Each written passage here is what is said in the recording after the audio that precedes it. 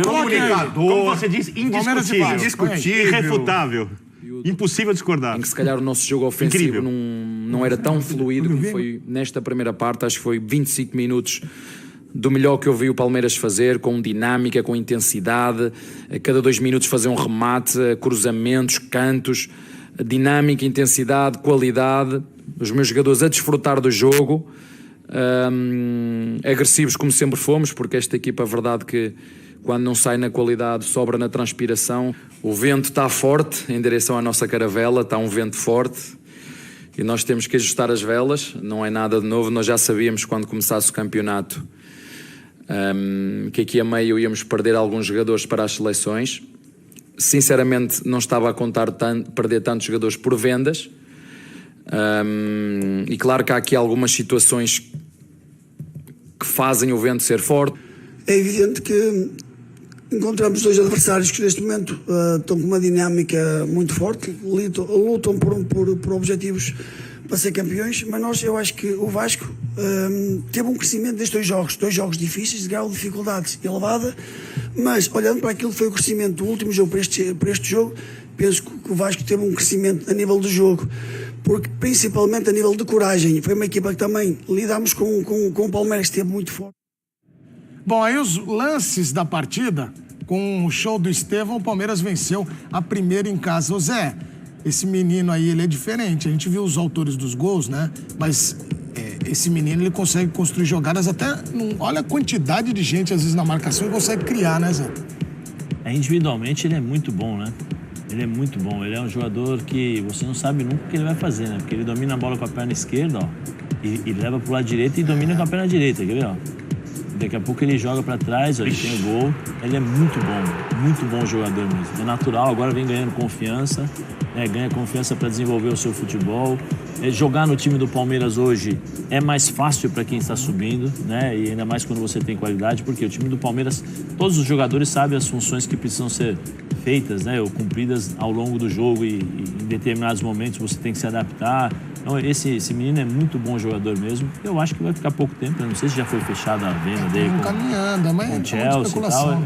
Mas eu acho que deu uma acalmada por causa do Luiz, né? Que saiu, né? O Luiz Guilherme. Mas logo ele vai sair, vai seguir o mesmo caminho caminho do Hendrick. Mas é um menino que vem fazendo a diferença para o Palmeiras. Ô, Bubu, você acha que ele tem tamanho para assumir, por exemplo, o protagonismo do que era o Hendrick na linha ofensiva? O tamanho dele, acho que é até parecido, né? A altura, né? Não sei exatamente qual é a altura, né? Não foi muito literal. Mas que a pergunta exigia. Também, né? Mas é o seguinte, eles têm características diferentes, né? Mas quem acompanha a base do Palmeiras, as informações que chegam de lá, e pra mim há muito tempo já, a melhor base do Brasil é do Palmeiras, todo mundo fala, o craque, o grande diferenciado é o Estevão, não é o Hendrick. Vamos lembrar quando pintou Neymar e Ganso? Tinha muita discussão. Muita gente achava que o Ganso era o grande jogador. Mas era. O Neymar era um grande coadjuvante, era um grande jogador. E tudo, não, mas o Ganso que é especial, é raro, tal. Então, a gente tem uma situação um pouco, talvez, parecida nesse caso. Quem acompanha esses garotos desde cedo, são precoces, são talentosos, tal, o futebol europeu também já acompanha, apontam o Estevão como superior na parte técnica. Porque o Hendrick, ele tem muito força, né? A arrancada, o poder de finalização, um chute forte, estrela, tal. E o Estevão é mais construtor, né? Então ele é um cara com o poder de desequilibrar os jogos de várias formas, né? Com drible. Acho que eu vi o Gustavo Gomes aqui no Bola da Vez falando de 1 contra 1, né? O X1, né? É o X1, né? 1 contra 1, mano a mano, tal. Então ele tem uma capacidade técnica superior. Sabe uma coisa que, referendo ao que você está falando? O quê? Se a gente fosse apegar as entrevistas do Abel, que trabalhou com o Hendrick no dia a dia, o Abel, na hora de lançar o Hendrick, espera mais um pouco, não esqueça cedo. O Estevão, ele só elogia desde o começo. Ele falou que... Ele faz reverência ao jogador, assim. É um jogador de outro mundo. Ele já eu nunca vi um jogador como esse, né? Eu nunca vi algo assim. Eu não sei como é que os jogadores vão se desenvolver, qual vai ser melhor, etc. Mas pro Abel, óbvio que ele nunca falou isso literalmente, você olha as entrevistas dele falando sobre o Hendrick, desde o começo, e as do Estevão, pro Estevão ele tem muito mais elogios. Eu acho até que ele já falou muito mais elogios. E vira titular absoluto agora, né? Nunca viu algo, um jogador vira como titular absoluto, vocês não acham? Que agora é difícil sair? Então, vamos ver como é que o Dudu vai voltar. Tá. O Dudu tende a ocupar o outro lado, né, o lado esquerdo. O Felipe Anderson vai jogar. Vai jogar, e ele ocupava muito mais, jogando na Itália, o espaço que ocupa o Estevão, apesar de ser um jogador muito versátil, que pode jogar por dentro. Na primeira fase dele na Lazio, jogar pela esquerda mais também. Na volta, mais pelo lado direito. Eu acho que ele pode jogar em qualquer lugar ali. Tem o Veiga. Nós estamos falando já de 4 jogadores, né? E aí tem atrás o Zé Rafael, tem o Aníbal e tal. Não sei o que vai acontecer ali. Não sei o que vai acontecer ali. É óbvio que se o Estevão mantiver esse nível e for evoluindo, não dá para tirar. Até porque tem a característica única do mano a mano, do drible, do cara que desequilibra, né? O Felipe Anderson entra onde? Nesse pacote vai jogar sem centroavante? Vai o Rony para quem vai ser o centroavante? O Pavel vai jogar sem o centroavante, com o jogador flutuando, entrando na área. Às vezes eu não sei o que vai acontecer. Eu só sei que se esses jogadores estiverem bem, a gente olha para um Palmeiras agora, mas quando todos estiverem à disposição, a gente olha para outro Palmeiras. Para outro mundo, para outro tipo de clube, com jogadores que estão se desenvolvendo, com o Felipe Anderson jogando muito, e vai saber se o Palmeiras não vai atuar ainda mais na janela de transferência. Ontem, aqui neste programa, nós tivemos uma pergunta feita a um componente da mesa, Rafael Marques, que era a seguinte: você assinaria o empate? Pô, fica com o empate, tá? Para não jogar, já fica com esse empate. Ele disse sim, de olhos fechados, com a mão esquerda. Mas isso é uma resposta vascaína. Palmeirense não assinaria. E aí, você veio comentar hoje só com isso aí? Não, eu só vim só dizer que eu avisei. Ao torcedor do Vasco ontem. Mas isso era muito Mas eu já óbvio. sabia que o Vasco... A pergunta era se o torcedor do Vasco deveria assinar o empate. Sim, é verdade. E eu disse que sim. Aí ele ficou assustado porque eu disse que sim. Ele achava que eu ia dizer que não. Eu assustei que o Vasco ia jogar. O Fã Esporte, tá vendo aqui, ó. Mais um, ó. Na câmera mais aberta, o Fã Esporte são 2 papéis. Né? Porque tá aqui, eu avisei. Eu avisei, e qual é o Nós outro? temos outro papel. Eu avisaria de novo, assim. Aí eu vou avisando, é isso? Vou avisando, porque... Próximo jogo 0x0 também. A diferença é muito campo, grande. O que tá ruim pro Vasco hoje é que tem a bola e o campo e um O Rio jogo. Branco deveria assinar o empate se pudesse, também? aliás, já algumas temporadas, se o Vasco pudesse dar um tempinho de 6 meses, né? Não precisar pagar suas contas, seus salários, né? Dar uma resetada geral. Período talvez, sabático. um sabático para o clube institucional, talvez valesse. Mas eu disse isso ontem com base no que o campo estava mostrando.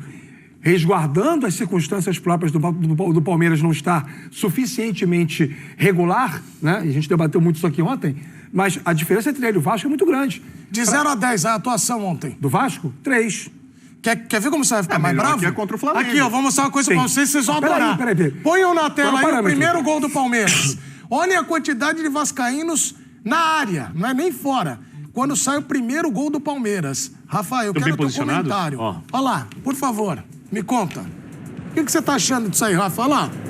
Vai fazendo a matemática. 1, 2, 3, 4 palmeirenses. Foi um contra-ataque. Tecnicamente é um contra-ataque. Olha Não, quanto. foi um contra-ataque. Foi uma bola do Vasco, né? E o Everton tocou a bola, saiu lá de trás tocando. Muito bem executado. O Vasco faz tem uma recomposição Tem 2 jogadores razoavelmente bem feita, porque se tem muita gente voltando a tempo. Ó, só tem o Verrete fora da área depois quando Sim, terminou o lance. mas ela é fisicamente bem feita, mas ela é geograficamente mal feita, porque a distribuição das peças não é adequada, tanto que o Piquerez deriva da esquerda para dentro e bate de direita.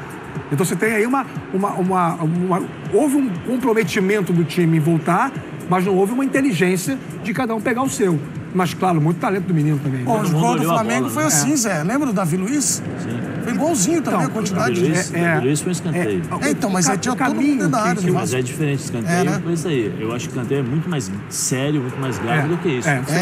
Sem dúvida. Assim, o escanteio você está posicionado, então é falta de atenção. Ali não, ali é um contra-ataque que o Palmeiras tem méritos em velocidade. Em 3 toques o Palmeiras estava finalizando. Como é legal ter um jogador que vai pra Existe- cima, né? Que é raridade no futebol, Então, né? mas O Estevão tem 3 jogadores do Vasco ali meio que na área dele, e ele mesmo assim ele vai pra cima, ele chama atenção. Personalidade, qualidade, talento, preparo, enfim, tem vários Tá preocupado, aspectos. né, meu? Agora, o principal... Esse Vasco da Gama. Não, tô dizendo pro Todo futebol mundo tem que carioca. estar, né? Todo mundo que acompanha o futebol e que torce para que o Vasco recupere sua condição de protagonista de 25 anos atrás. passado você não 23 tava anos Eu atrás. acho que a preocupação é mais do que Você acha explicável. que esse time é pior que o do ano passado? Tá jogando pior. Se você pegar todo o pacote, a questão institucional, vamos dar um exemplo que uma SAF queira comprar o Vasco agora da outra SAF. Quem vai negociar isso? Vamos supor que alguém queira investir uma fortuna em naming rights em São Januário. Quem vende pode vender? Quem toma a decisão? O treinador foi contratado pela SAF, mas a SAF não manda. A SAF questiona a decisão na justiça. O time está sem dinheiro. Precisa fazer uma janela de transferências, no mínimo, razoável, né, para tentar elevar o nível. Os jogadores estão sucumbindo. Tem problemas dos lados do ataque, né, o trabalho do treinador está começando, tudo isso sob uma enorme pressão dos gigantes do futebol brasileiro. Eu sei que tem outro com dificuldades, mas não há nenhum numa situação mais complicada que o Vasco. Não tem nada parecido. Dos grandes, inclusive o Santos. Porque o Santos está numa Série B agora, e aí quando... Eu pensei só na primeira divisão, então, mas o problema quando você cai, quando um time grande cai, né, uma equipe gigante com história, com torcida, com uma marca de muito valor, quando cai, o impacto é muito poderoso, é muito forte. O ano em que joga a Série B é um pouco mais suave se voltar. Sim. O Cruzeiro foi uma exceção, né, porque ficou mais um tempo. E o Vasco ficou também uma vez... Quando os times da primeira divisão pararam de ter a cota da primeira divisão... Exatamente, não tinha mais... O Santos... Como é difícil subir direto. Teoricamente, assim, a gente imagina que volta e voltando, pode estar voltando a uma situação um pouco melhor. Agora, você está falando de uma instituição que caiu 4 vezes. E que jogou 5 vezes a Série B. Numa linha de corte de 16 anos. É muita coisa para um clube que até o início do milênio... vive sempre nesse limite, né? Exatamente. É muita coisa para um clube que no início do milênio era protagonista do futebol brasileiro e sul-americano. Então, você está... E é isso que mantém, além da história, e a história ninguém apaga, né? Por isso que eu detesto aquela teoria da torinização, com todo respeito ao Torino. Torinização. Porque o Torino é um time gigante até aquele desastre aéreo. Né? Eu acho o Vasco um gigante ainda. Então, há uma discussão, assim, tem uma teoria que diz que tem clubes que estão passando pelo processo de torinização. Eu acho que não é o caso do Vasco.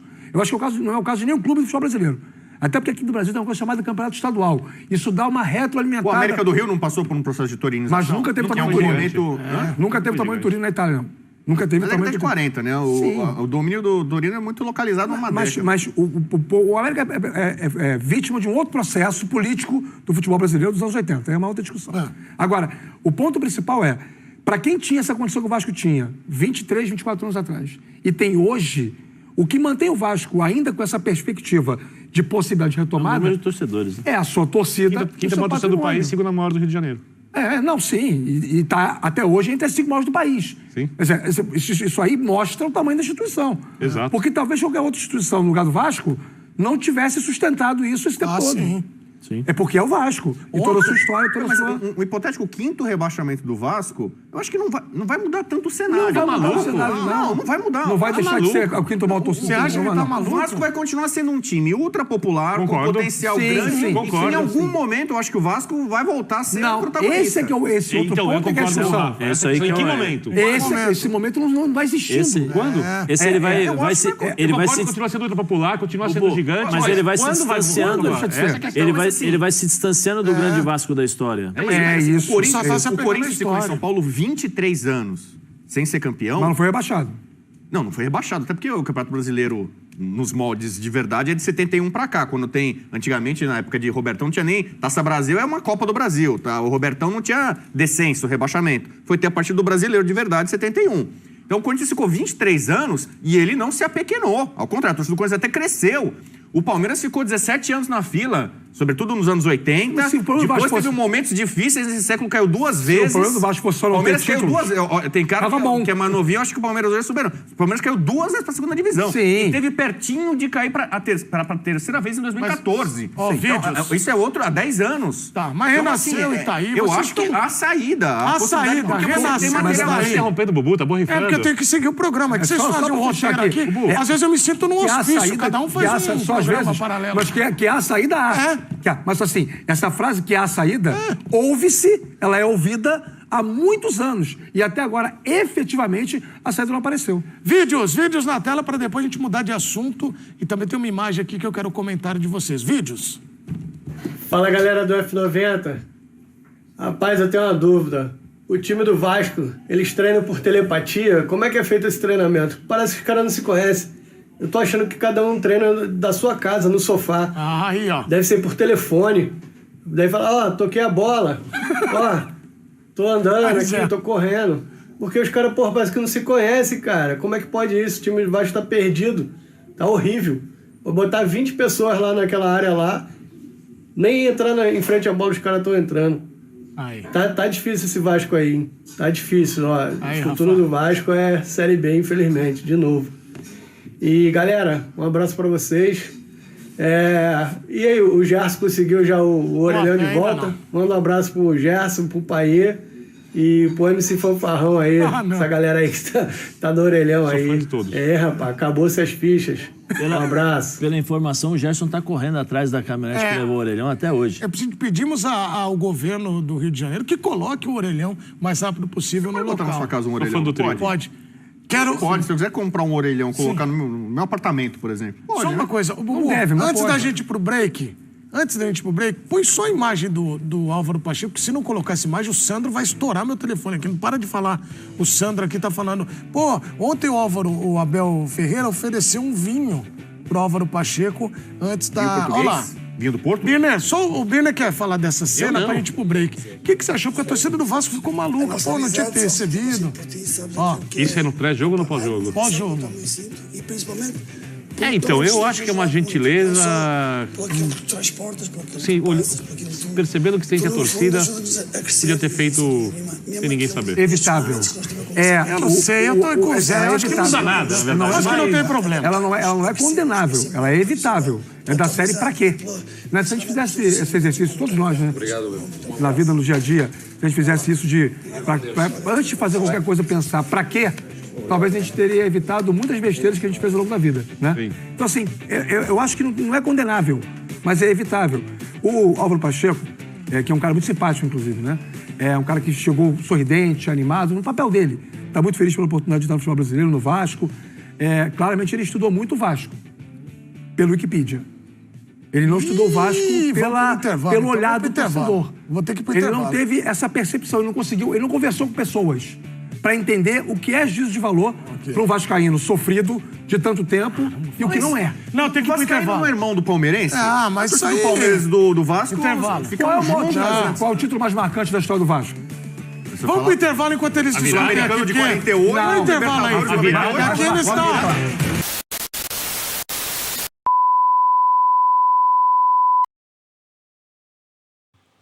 Salve, rapaziada! Chegando mais um vídeo aqui no canal do Futebol Verdão Online. Quando tem notícia, quando tem informação diária do nosso Palmeiras, tem canal Futebol Verdão Online, tá certo? Espero que você tenha gostado do conteúdo. Eu espero que, se você puder fortalecer, você deixa o seu like, curte, comenta, compartilha e vamos trocar ideia aí pra gente debater sobre esse assunto aí que foi mostrado no vídeo, tá certo? Da mídia, falando do nosso Verdão. Eu vou ficando por aqui. Eu sou o Gordo e agradeço demais a sua atenção. Fui.